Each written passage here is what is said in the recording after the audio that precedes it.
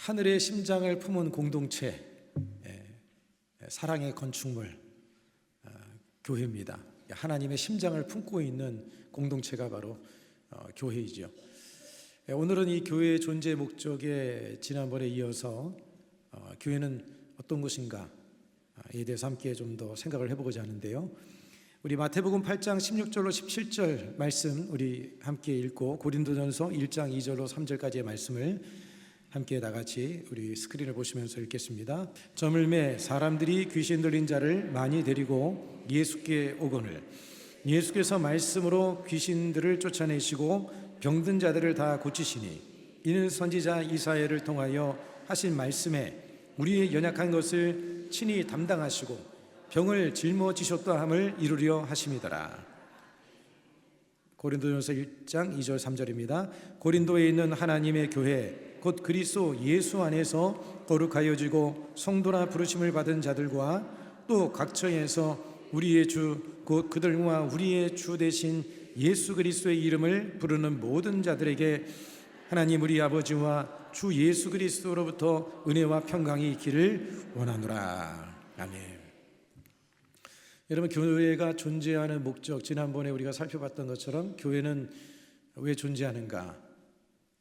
교회는 우리 자신이 교회라고 얘기했습니다. 예수님의 몸을 이루고 있는 지체 한 사람 한 사람, 여러분 한 사람 한 사람이 예수님의 몸을 이루고 있고 그 몸의 머리는 예수님이라고 하셨죠. 그래서 이 교회 가운데는 하나님께서, 살아계신 하나님께서 우리 가운데 함께하고 계시는 거예요. 그러니까 여러분들이 항상 말조심, 또 행동조심, 하나님 앞에 늘 서 있으니까 하나님 앞에 늘 살아가고 있다는 이 생각을 가지고 우리는 항상 예배 가운데 나와야 되고, 모임의 자리에 우리가 모이더라도 하나님이 우리 가운데 함께하고 계십니다. 우리는 하나님 앞에 있습니다. 이런 마음을 가지고 여러분들이 모임을 갖고 또 말하고 행동하는 그런 삶을 살아야 되는 것이죠. 그래서 우리가 이 교회 가운데 하는 가장 중요한 것은 우리의 창조 목적, 하나님께서 이 백성은 나를 위하여 지었나니 찬송을 부리게 하려 하심이라. 하나님을 찬송하고 주님을 예배하기 위해서 우리를 주님께서 만드셨습니다. 그러니까 여러분들이 이 땅에서 복을 받는 삶을 살아가려면 뭘 잘해야 되는 거예요? 예배를 잘 드리면 되는 거고, 그리고 찬양을 많이 하면 됩니다. 하나님께 예배하고 찬양하는 삶을 살면 그러면 그 인생 속에 하나님이 임재하셔서 하나님의 보호 속에서 삶을 살아가는 것이고, 또 교회가 존재하는 목적은 교회는 만민이 기도하는 집이라 주님께서 말씀하셨기 때문에 여러분, 우리는 기도하는 삶을 살아야 돼요. 기도가 승리의 비결이고 기도가 복받는 비결이고, 기도할 때 마귀가 떠나갑니다. 할렐루야. 그리고 오늘 이 한 가지 더 말씀을 우리가 나누고자 하는데요. 여러분, 예수님께서 이 땅에 오셔서 하셨던 이 3대 사역이 있습니다. 3가지 중점 사역이 있었는데 그 첫 번째가 뭐죠? 전도. 다니면서 주님께서 복음을 전하셨습니다.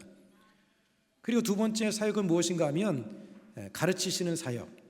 그래서 말씀을 이렇게 가르치고 이 가르침을 통해서 제자를 삼는 거예요. 여러분, 우리는 예수님의 제자가 되어져야 돼요. 할렐루야. 예수님의 제자가 되어지고 다른 사람을 또 예수님의 제자를 길러내는 그런 삶을 우리가 살아가야 되는 것이죠. 그 다음에 예수님께서 이 땅에서 오셔서 하셨던 세 번째 사역이 뭐냐면 치유 사역입니다. 병든 자를 치료하고 또 귀신을 쫓아내는 그런 사역을 주님께서 3대 사역이라고 하는데, 여러분 마태복음 9장 35절 보면 이 내용을, 예수님의 사역을 아주 잘 압축해서 설명해 놓았습니다. 우리 함께 같이 읽어보겠습니다. 예수께서 모든 도시와 마을에 두루 다니사 그들의 회당에서 가르치시며 천국복음을 전파하시며 모든 병과 모든 악한 것을 고치시니라. 예수님께서 도시와 마을로 다니면서 회당에서 주님께서 가르치기도 하시고 또 천국복음을 전파하시고 모든 병과 귀신 들린 사람들을 주님께서 치료하시는 이런 사역을 주님께서는 행하셨던 것이죠.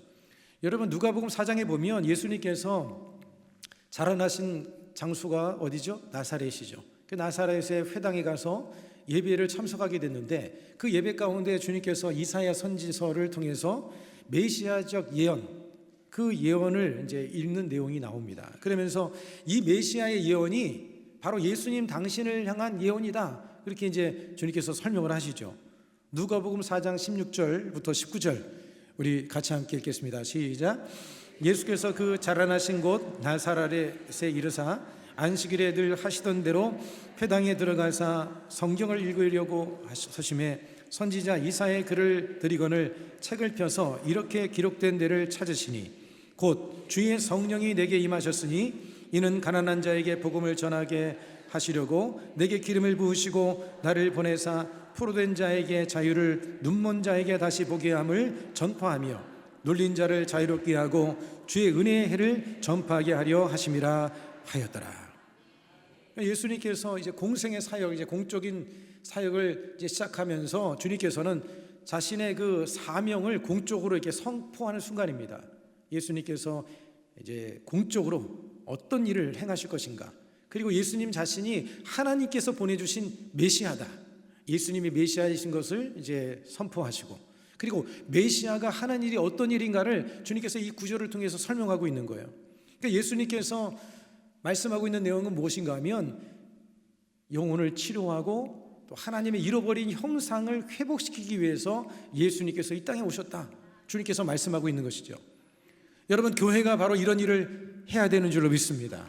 예수님의 그 사역을 우리가 잘 전수받고 예수님이 사셨던 그의 삶의 모습을 우리가 잘 따라서 그와 같은 일을 감당해 나가야 되는 것이죠. 여러분, 고린도전서 1장 2절에 보면 이 교회라는 단어가 나오는데 그 거기에 내용에 보면 고린도에 있는 하나님의 교회, 고린도에 있는 하나님의 교회다, 이렇게 이제 설명을 하고 있습니다.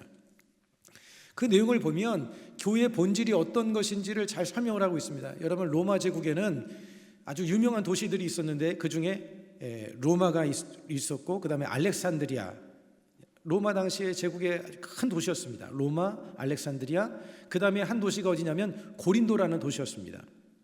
이 고린도라고 하는 이 도시는 아주 이렇게 그 상업적으로 발달이 되어져 있고 항구 도시입니다. 그러니까 바다를 끼고 있는 도시였죠. 그리고 많은 그 물류를 싣고 나르는 선박들이 항상 늘 넘치는 그런, 오고 가는 그런 도시였습니다. 그래서 상업적으로도 발달이 되고 물질적으로도 부유하고 그러한 이제 도시였지만, 문제는 뭐냐면 도덕적으로 성적으로 아주 방종하고 타락한 도시가 이 고린도라고 하는 도시였어요. 그래서 당시에 이 플라톤은요, 철학자 플라톤은 매춘부를 부를 때 뭐라고 얘기했냐면 고린도의 소녀라고 했습니다. 그러니까 그 당시에 고린도의 소녀 그러면 사람들이 인식하기를 매춘부구나, 그렇게 상식적으로 통하던 그런 시기였다는 거예요. 그만큼 이 고린도라고 하는 지역은 성적으로 타락하고 방종한 그런 도시였던 것이죠. 그리고 이 고린도 도시에는요, 우상이 넘쳐났습니다. 수많은 우상들이 많았는데 그 대표적인 우상이 뭐냐면 아프로디테라고 하는 그런 우상입니다. 이 고린도 도시의 그 산 꼭대기에, 거기에 이제 미와 사랑을 상징하는 이 비너스라고 하는 여신이 이제 세워 있었습니다. 저기에 보면 고린도 도시 위에 이제 서 있던 그런 하나의 이제 그런 신전이었는데, 지금은 이제 뭐 비너스 상이 없긴 하지만, 여러분 비너스 아시죠? 네, 비누가 아니라 비너스. 잘 아실 겁니다. 제가 예전에 울산 지역에서 목회를 한 7, 8년 사역을 이제 담임 사역을 했었습니다. 거기서 사역할 때 울산 지역이 바다를 끼고 있습니다. 거기에는요, 우리 대한민국의 3대 산업이 있었어요. 자동차 산업, 그 다음에 중공업, 배 만드는 산업, 그 다음에 화학단지를 갔는데 얼마나 넓은지요. 차를 타고 달려도 10분, 20분을 달려도 엄청나게 큰 거예요. 우리나라의 지도가 바뀌었는데 정주영이 그 바다를 흙으로 메꿔 가지고 그 메꾼 지역이 얼마나 넓은지 모릅니다. 그런데 이 지역이 경제도시다 보니까 물질이 많이 넘쳐나는 거예요. 그런데 그 이면에 뭐가 있냐면 성적으로 많이 타락한 그런 모습들이 좀 있었죠. 마치 고린도가 이런 바다를 끼고 무역이 넘쳐나고 상업이 가득한 도시였기 때문에 영적으로도 그리고 성적으로도 도덕적으로도 많이 타락한 그런 도시였습니다. 그리고 고린도 지역에 아까 산에 있는 이 비너스 이 신전에서는 그곳에서 아주 성적으로 아주 문란한 일들이 그냥 펼쳐지고 있는 그런 것들이었어요. 그래서 그 고린도 이 도시라고 하는 지역은 어떻게 보면 오늘날로 가장 타락한 도시, 그런데 그 고린도에 있는 하나님의 교회, 그렇게 타락한 도시 가운데 교회가 서 있었다라는 거예요. 여러분, 교회는 이렇게 타락한 도시 가운데 서 있어서 이 세상을 치료하고 이 세상을 변화시켜 나가는 것이 바로 교회라고 하는 거예요. 여러분, 교회라고 하는 것은 그리스도 예수 안에서 거룩해진 성도라고 부르심을 받은 자들의 모임이라고 말씀을 드렸습니다. 우리 말씀 구절 2절, 우리 고린도 전서 1장 2절 말씀 우리 함께 같이 한번 읽어보겠습니다. 시작. 고린도에 있는 하나님의 교회 곧 그리스도 예수 안에서 거룩하여지고 성도라 부르심을 받은 자들과 또 각 처에서 우리 주 곧 그들과 우리의 주 대신 예수 그리스도의 이름을 부르는 모든 자들에게, 이게 한 구절이지만 교회가 어떤 곳인지를 아주 정확하게 설명하고 있어요. 고린도에 있는 하나님의 교회, 타락한 도시에 이 교회가 있다 하는 것이죠. 그리고 예수 안에서 거룩하여진 자들, 그러니까 예수님을 믿음으로 말미암아 이제 거룩하게 된 자들이 이제 부르심을 받아서 이제 모인 그 공동체가 이제 교회라고 지난번에도 말씀을 드렸습니다. 여러분, 이 교회가 세상에 속해 있지는 않지만 여러분, 세상에 보냄을 받은 존재입니다. 그리고 이 세상 속에서, 이 어두워져가는 이 세상 속에서 빛의 역할을 감당하고 소금의 역할을 감당하는 것이 바로 이 교회라고 하는 거예요. 오늘 저와 여러분들이 교회라고 말씀드렸습니다. 여러분들이 세상 속에 나가서 무엇을 해야 되냐면 어두워져가는 이 세상을 밝혀야 되는 것이고요, 썩어져가는 이 세상을 썩지 않도록 소금의 역할을 감당하는 것이 바로 우리의 역할이고, 그리고 또 한 가지는 뭐냐면 세상을 치료하는 역할, 그것이 바로 저와 여러분들이 이 세상 속에 살아야 될 그런 삶의 또한 목적임을 잊지 않게 되길 바랍니다. 여러분들은 치료하는 자입니다. 사람들을 치료하고 회복하는 그런 하나님의 도구로서 쓰임받는 그런 삶이 되기를 축복합니다. 교회에는요, 병든 사람들이 많습니다. 그리고 상처 입은 사람들이 많이 있습니다. 고린도전서 11장 30절에 보면 이렇게 기록을 하고 있는데 함께 같이 한번 읽어보겠습니다. 그러므로 너희 중에 약한 자와 병든 자가 많고 잠자는 자도 적지 아니하니, 너희 중에, 이제 교회를 말하니 너희 중에 병든 자가 많고 약한 자가 많다, 그렇게 이제 말씀하고 있는 것처럼 교회 안에는요, 많은 이 영적으로, 마음적으로, 또 육체적으로 병들고 고통당하는 사람들이 많이 있습니다. 세상에는 더 많죠. 그러나 교회에도 그런 사람들이 많이 있습니다. 여러분, 이런 측면에서 우리가 마음속에 우리가 담아야 되고 우리의 생각 속에 담아야 될 중요한 한 가지는 뭐냐면, 교회에는 치료되어야 할 공사 중인 사람이 많다. 교회에는 치료되어야 할 공사 중인 사람들이 많다. 이런 생각을 여러분들이 항상 인식하고 또 사람들을 바라볼 수 있게 되기를 바랍니다. 여러분, 교회는요, 영적 병원입니다. 교회가 뭐라고요? 영적 병원. 병원에는 가면 무엇을 합니까? 병원에는 환자들이 넘쳐납니다. 병원에 가는 목적은 치료받기 위해서 병원에 가는 거예요. 그러니까 여러분들이 오늘 이렇게 교회에 나오는 것은, 이렇게 함께 모여서 우리가 예배하는 것은 하나님의 치료를 받기 위해서 오늘 나온 거예요. 오늘 이 공동체 가운데는 병원에 환자들이 넘쳐나는 것처럼 이 교회도 영적인 병원이기 때문에 많은 그런 환자들이 있습니다. 여러분들에게 환자라고 해서 좀 마음이 환장할 분들도 있겠지만 여러분들도 다 환자예요, 환자. 어떤 면에 있어서는 다 문제를 가지고 있어요. 정신적인 문제를 가지고 있기도 하고, 마음의 문제를 가지고 있기도 하고, 성격적인 문제를 가지고 있기도 하고, 가정의 문제를 가지고 있기도 하고, 또 내면에 여러 가지 육체적인 질병의 문제를 다 가지고 있는 것이 또 우리의 모습인 것이죠. 여러분, 세상에서 이 각박한 이 세상 속에서 우리가 삶을 살다가 보면요, 사실 상처받을 일이 많습니다. 그 상처로 인해서 마음이 막 골마 터지기도 하고, 낙심하고 절망하기도 하고, 이 마음의 힘든 마음을 세상 사람들은 어떻게 풀어가느냐? 이게 이제 중독 같은 거를 통해서, 중독에 빠져서 게임 중독에 빠지기도 하고, 술 중독에 빠지기도 하고, 또 어떤 사람들은 도박 중독에 빠지기도 하더라고요. 도박에 한번 빠지면 자식 손 자르고 나서도 발로 하기도 하고 그런다고 하지 않습니까? 이 중독에 빠지면 이게 헤어나오지를 못하는 거예요. 제가 전에 어느 기사를 보니까 정성 카지노에 거기에 도박하는 사람들이 얼마나 많은지요. 거기에는요, 차들이 줄비하게 많다는 거예요. 차들이 엄청나게 많다는 거예요. 왜 그러냐면 도박하기 위해서 왔다가 차까지 팔아먹고 도박을 한다는 거예요. 돈 잃고 차 잃고, 그리고 나서 다 잃어버린 사람들에게 한 몇만 원을 준대요. 근데 그거 차비하라고 줬는데 그것까지 다 도박해서 날린다는 거예요. 영상 하나 보여드리겠습니다. 한번 띄워주시기 바랍니다. 정선 지역은 강원랜드 카지노를 중심으로 무단 방치 차량이 많이 발생하는 곳입니다. 정선군이 강제 견인과 폐차 등을 통해 방치 차량 처리에 힘을 쏟고 있지만 근절 대책 마련은 쉽지 않다고 합니다. 정창환 기자의 보도입니다. 네. 정선군에 있는 한 폐차장입니다. 공터에 차량 수십 대가 세워져 있습니다. 정선군 의뢰로 견인된 무단 방치 차량입니다. 주인이 찾아가지 않아 견인한 지 3, 4년이 지난 차량도 있습니다. 사실상 직접 오셔서 차를 찾아가시는 경우는 없다고 보시면 되고요. 그리고 차량이 점점 거기까지만 보여주시면 될 것 같습니다. 그러니까 지금 다 저런 차들이 뭐냐면 도박하러 왔다가 차까지 그냥 다 거기다 놓고 도박해서 잃어버리고, 그런 사람들이 많다라고 하는 거예요. 도박에 빠지면, 이런 하나의 중독에 빠지면 개인의 삶도 무너지고요, 가정도 무너지고 사회생활도 하지도 못하고 그냥 고통 가운데 처하게 되는 거예요. 여러분, 이런 사람들이 뭐 꼭 도박하는 사람만이 아니라 우리 주변에 참 많이 있습니다. 여러 가지 그러한 도박의 이런 중독에 빠져서 헤어나지 못하는 그런 사람들이 많은데, 여러분, 우리는 이 사람들을 치료하기 위해서 우리가 이 땅에 존재하는 것이고요.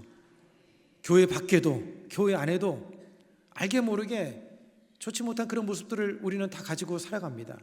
그렇기 때문에 우리는 이러한 사람들을 치료하는 하나님의 도구로서 쓰임받는 그런 삶이 되어야 될 줄로 믿으시길 바랍니다. 여러분, 우리의 삶에 가지고 있는 많은 어려움들, 문제가 있죠. 그런 문제들이 있지만, 그 고통이 있지만 그것을 잘 치료받으면 어떤 도구가 되느냐? 하나님의 치료의 도구가 되어지는 거예요.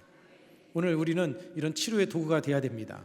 여러분, 그 헨리 나우엔이라고 하는 분이 쓴 책 중에 보면 상처 입은 치유자라고 하는 책이 있습니다. 상처 입은 치유자라고 하는데, 거기에 보면 이분이 묵상한 글이 있는데 한번 읽어드리겠습니다. 누구도 상처 입지 않고 살 수 없다.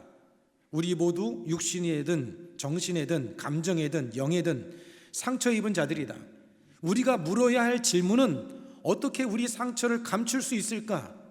그래서 그것 때문에 난처한 일을 당하지 않을 수 있을까가 아니라 어떻게 우리 상처로 남을 섬길 수 있을까이다.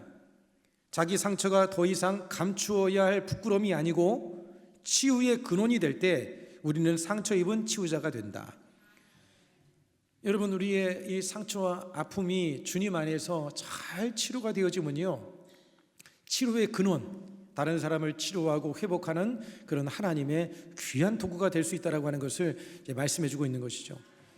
여러분, 우리는요, 어디 가서 치료를 받아야 되느냐? 예수님의 십자가 밑에 나가야 될 줄 믿습니다. 십자가만이 우리를 치료해 주는 거예요. 저도 새벽에 늘 기도하는 것이 뭐냐면, 사실 왜 기도하러 나가느냐? 치료받으러 나가는 거예요. 치료받으러. 세상에 살다 보면 이 죄로 인해서 영혼이, 마음이 병이 들기도 해요. 알게 모르게 이런 이제 마음이 상하기도 하고, 또 육체 가운데 이런 질병이 있기도 하고, 피곤함이 있기도 하고, 또 여러 가지 이런 생각에, 이런 왜곡된 생각들, 온전하지 못한 생각들이 우리의 생각을 사로잡을 때가 있거든요. 그런데 여러분, 이것을 치료하고 바로잡을 수 있는 방법은, 여러분, 우리의 힘으로는 되질 않는 거예요. 십자가 앞에 나가서 십자가를 바라보는 거예요. 십자가 우리의 표대니까. 십자가 앞에 나가서 주님, 나를 치료하여 주시옵소서, 나를 고쳐주시옵소서. 그렇게 주님 앞에 우리는 여러분 기도해야 되는 거예요. 여러분들이 매일 한 번씩은요, 뭐 새벽에 나오면 더 좋고, 새벽이 아니더라도 성전에 여러분 우리 아트홀에 열려 있으니까 오전에라도 오셔서 1시간이라도 기도하세요. 오후에라도 기도하세요. 치료받은 마음을 가지고 남편을 만나야 되고, 치료받은 마음을 가지고 자녀를 만나야 되고, 치료받은 마음을 가지고 사람을 만나야 되는 거예요. 치료받지 않는 마음을 가지고 사람을 만나니까 마음이 거칠어져서 입에서 자꾸 가시가 나오고, 자꾸 온전하지 못한 인간적인 말이 나와서 상처를 주고 어려움을 주고 고통을 주는 거예요. 여러분, 왜 기도해야 되느냐? 내가 치료받기 위해서 기도를 해야 되는 거예요. 그래야지만이 우리의 마음에 하나님의 은혜가 머물고, 하나님의 은혜를 가지고 사람들을 우리가 상대하고 다른 사람을 진정으로 도울 수 있는 그런 삶이 되어지는 것입니다. 여러분, 우리 안에는요, 완전한 사람 아무도 없습니다. 저도 이렇게 왕복 이렇게 뽀대 입게 입고 있지만 완전하지 못합니다. 다 우리는 공사 중이에요. 옆 사람에게 가르쳐 주세요. 나는 지금 심각한 공사 중입니다. 다 공사 중이에요. 다 공사 중이에요. 지금 다 공사 중이에요. 내가 딱 보니까 어떤 분들은 견적이 안 나오는 분들도 있고 이분은 좀 이제 요것만 살짝 고치면 되겠다 싶은데, 여러분 근데 우리는 죽을 때까지 공사해야 돼요. 죽을 때까지. 네, 계속해서 우리는 공사를 해나갑니다. 그러니까 명찰을 하나 드릴까 봐 싶어요. 명찰을 하나, 나는 공사 중입니다. 우리가 저 사람이 공사 중이다 이렇게 생각하면 조금 이해하는 마음을 가질 수가 있어요. 여러분 길 가다가 우리 공사 팻말 붙여놓지 않습니까? 공사 중 이렇게 붙여놓잖아요. 그런데 공사 중이라는 걸 딱 붙여놓으면 사람들이 어떻습니까? 그냥 좀 이해하잖아요. 먼지 풀풀 나고 좀 길 가는데 좀 방해가 돼도 공사 중이구나 하고 그냥 이해하고 넘어가지 않습니까? 우리가 서로를 바라볼 때 저 사람은 지금 견적이 좀 이만큼이구나, 이 사람은 좀 요 정도구나, 공사 중이구나, 항상 여러분 이런 생각을 가지게 되면 좀 더 우리가 여유롭게 이해할 수 있는 그런 마음을 갖게 되는 것이죠. 여러분 우리가 다 공사 중이기 때문에 판단하고 뭐 탓하거나 그럴 것이 아니라 부족한 부분이 있으면 도와주고, 할렐루야. 그리고 빨리 공사가 진행되도록 기도해주고, 이 공사가 빨리 진행되도록 기도해 줘야 돼요. 잘 도와주고. 그것이 바로 여러분 중보적인 사역이고 예수님이 우리에게 보여주신 그런 모습이고요. 그것이 아름다운 모습이라고 하는 거예요. 여러분의 구역 공동체 안에, 우리 또 교구 공동체 안에, 우리 교회 안에 이런 치료와 회복이 넘쳐나게 되면 이 공동체는요 정말 아름다운 교회, 행복한 성도, 우리 교회가 그렇게 나왔던 것처럼 앞으로도 그런 모습으로 계속해서 우리 교회는 나가게 될 줄로 믿으실 주 이름으로 축복합니다. 여러분 진정한 치료자 되시는 예수님, 주님만이 우리의 치료자이기 때문에 먼저 우리가 치료를 받아야 되고, 그리고 치료된 마음을 가지고 또 다른 사람을 바라볼 때 저 사람은 공사 중이구나 이런 생각을 가지고 내가 뭘 도와줄까, 부족함이 발견되면 내가 뭘 도와줄까. 어떤 사람 부족한 것을 발견하면 지적하는 사람이 있어요. 자꾸 뭐라고 하는 사람이 있어요. 근데 여러분 부족함을 발견하면 하나님이 나보고 하라는구나 이렇게 생각할 수 있기를 바랍니다. 왜 아멘 소리가 좀 적어듭니까? 따라서 하겠습니다. 부족함이 발견되면 도와주라고 하는구나, 그런 마음을 가지고 살기를 축복합니다. 그 다음에 두 번째로 생각할 것은요, 예수님은 치료자로 교회와 함께하고 계신다는 거예요. 예수님은 치료자로 교회 안에 또 여러분과 함께하고 있음을 믿으시길 바랍니다. 여러분 교회는 살아계신 하나님의 집이라고 그랬죠. 살아계신 하나님, 살아 역사하시는 하나님, 오늘 지금 여기에 거닐고 계시는데 보셨습니까? 아멘 하시는 분들은 뭡니까? 보이지는 않지만 믿으시길 바랍니다. 오늘 예수님이 이 자리에 계셔요. 하나님이 살아계신 하나님 오늘 이 자리에 계시는 거예요. 그러니까 그 살아계신 하나님은 생명의 근원이시죠. 예수님께서 이 땅에 오셔서 하신 일이 뭡니까? 사람을 치료하시는 일이었잖아요. 그 치료의 주님이 오늘 이 자리에 계신다는 거예요. 여러분 그 주님을 오늘 시간에 이 예배를 통해서 만나시기를 바랍니다. 예수님을 만나면 치료가 일어나는 거예요. 만나는 게 중요한 거예요. 만나기 위해서 간절히 주님 앞에 기도해야 돼요. 주님 만나는 게 참 어쩔 때는 쉽지 않을 때도 있습니다. 우리가 주님 앞에 기도하면 주님 하면 그냥 갑자기 마음이 눈물이 핑 돌면서 가슴이 뜨거워지면서 기도가 그냥 주님 앞에 은혜의 보좌 앞에 확 나가는 경우도 있지만, 어쩔 때는 막 1시간 반을 기도하다가 끝날 때쯤에 1분 딱 끝나려고 이제 마치려고 할 때 그때 임하는 경우가 있어요. 뭔가 마음이 찡해지고. 여러분 그게 왜 그러냐면 하나님이 우리를 만나기 싫어서 그런 것이 아니라 우리의 마음이 죄가 덕지덕지 있고 여러 가지 것들이, 생각들이 우리를 복잡하게 하기 때문에 그게 걷어내는 시간인 거예요. 다 걷어내면 그때 가서 우리가 하나님을 이렇게 만나게 되어지는 거예요. 여러분들이 하나님을 만나야 돼요. 예수님을 만나면 치료가 일어나는 거예요. 진짜 만나면 치료가 일어나요. 주님 앞에 간절히 사모해야 돼요. 주님 이 시간 나를 만나 주시옵소서. 지푸라기 같은 은혜라도 줬사오니 나를 만나 주시옵소서. 저는 늘 주님 앞에 꿇어 엎드려 기도할 때 그런 기도를 늘 합니다. 주님 나를 외면하지 마시옵소서. 나를 떠나지 마시옵소서. 나를 모른다 하지 마시옵소서. 주님이 나를 떠나 있기 때문에 그런 것이 아니라 그런 고백을, 간절한 고백을 드리는 거예요. 주님 나를 떠나지 마시옵소서. 주님 아니면 난 아무것도 아닙니다. 아무 의미도 없습니다. 주님 아니면 나는 행복할 수 없습니다.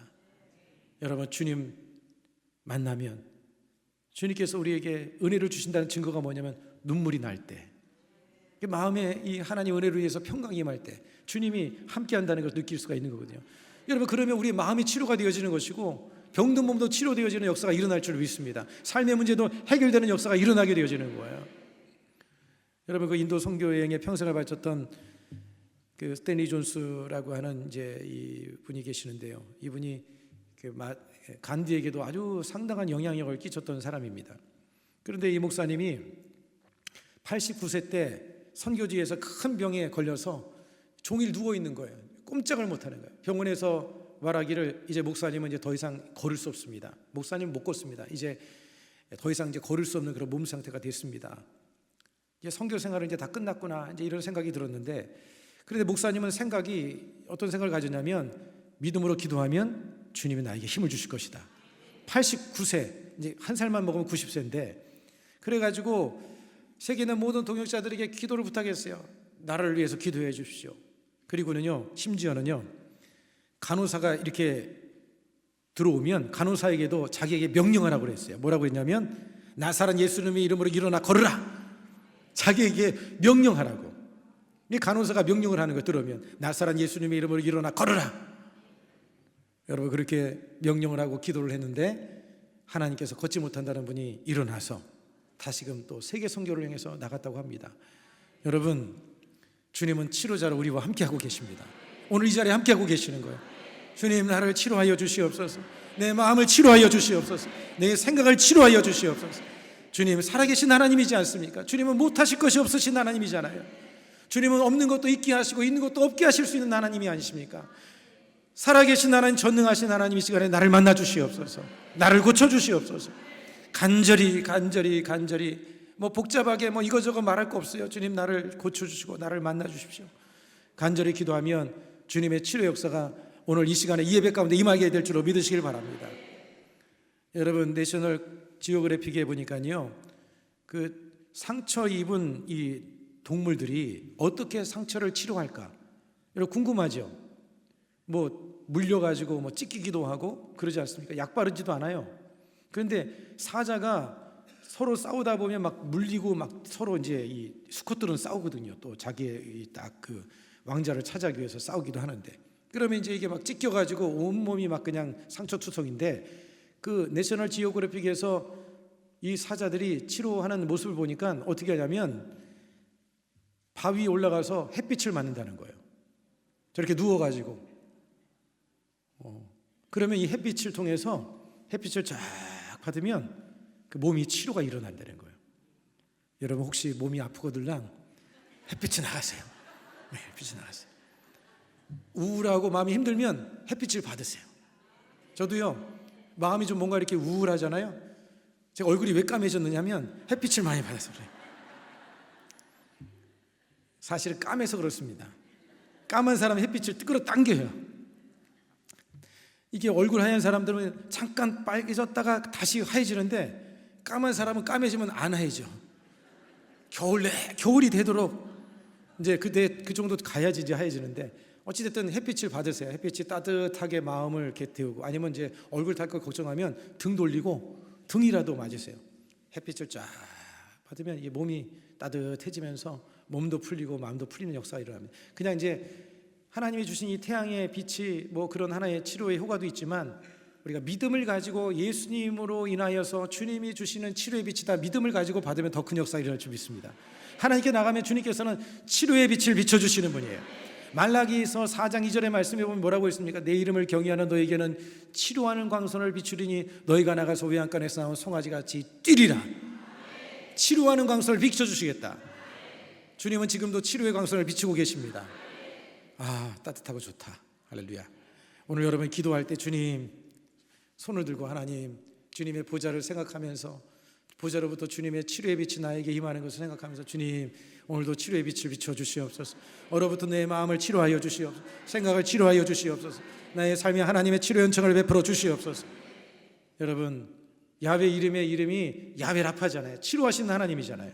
주님은 오늘날 여러분 우리를 치료하기 위해서 늘 언제나 믿는 사람들의 삶 속에 함께하고 있음을 잊지 마시기를 바랍니다.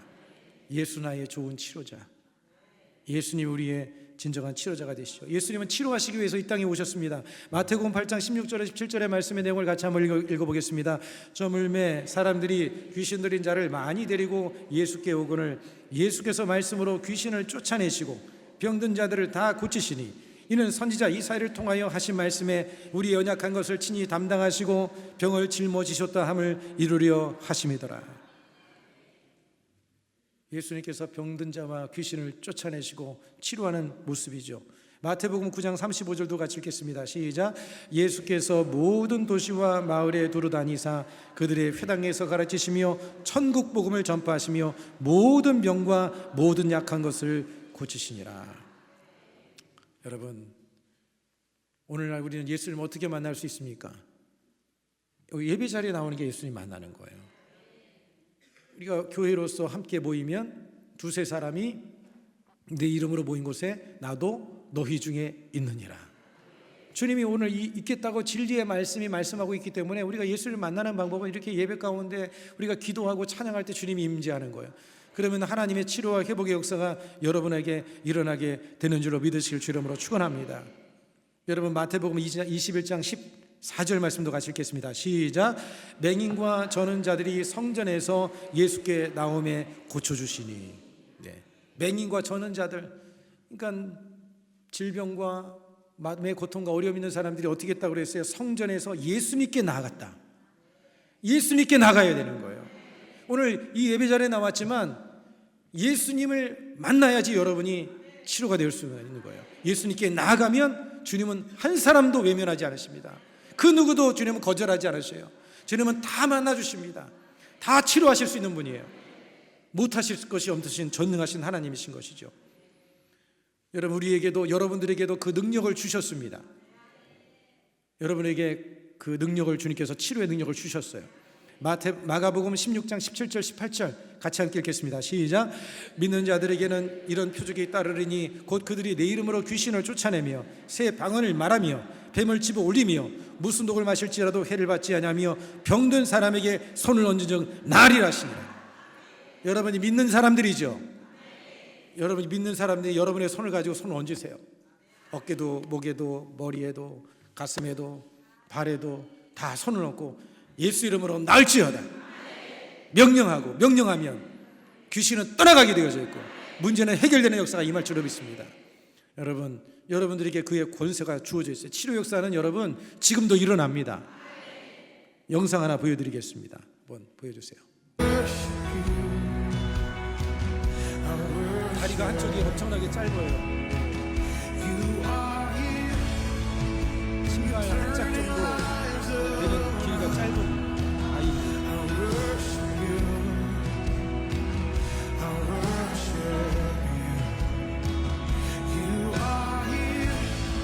무릎의 위치도 지금 차이가 나죠.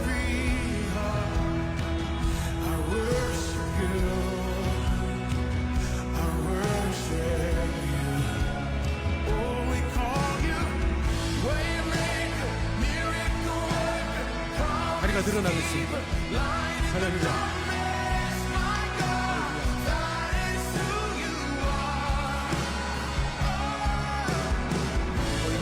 네. 여러분, 주님은 못하실 것이 없으신 분이십니다. 주님은 우리의 마음의 고통도 생각도 우리의 삶도 다 주님은 알고 계셔요. 그 아시는 주님 앞에 우리가 기도하면 그런 역사는 지금도 일어나는 것이죠. 예수 그리스도는 어제나 오늘이나 영원토록 동일하시니라. 여러분들이 이런 치료의 은혜를 경험하고 그리고 나아가서 공상 중인 사람들을 치료하고 우리 교회 안에도 치료되어야 할 사람들이 많이 있습니다. 여러분들이 다른 사람을 치료할 때 여러분들의 삶에도 더 큰 하나님의 위로와 치료의 은혜가 임하게 될 줄로 믿으시길 바랍니다. 여러분 교회에는요 은혜와 사랑이 넘쳐야 돼요. 그럴 때 부흥하게 되어지는 것입니다. 3절의 말씀에 보면 사도 바울이 이렇게 말을 합니다. 하나님 우리 아버지와 주 예수 그리스도로부터 은혜와 평강이 있기를 원하노라. 은혜와 평강, 이런 이제 은혜와 평강이 임하기 위해서는 여러분들이 이런 치료의 역사로서 교회가 여러분 치료하는 곳이라면 여러분들은 치료를 돕는 사람들이 되어줘야 돼요. 영적 간호사가 되어줘야 됩니다. 그래서 주변에 힘들고 어려운 사람들을 다 한 사람 한 사람, 여러분들이 꼭 주의종만이 아니라 여러분들이 그러한 역할을 감당하게 될 때 우리 교회 안에 큰 부흥의 역사가 임하게 될 줄로 믿습니다. 한번 따라서 하겠습니다. 내가 교회입니다. 내가 치료를 돕는 하나님의 통로입니다. 여러분들이 그런 통로로서 많은 영혼들을 살려내고 많은 사람들을 치유하고 회복하는 그런 하나님의 거룩한 도구가 되기를 주의 이름으로 축복합니다.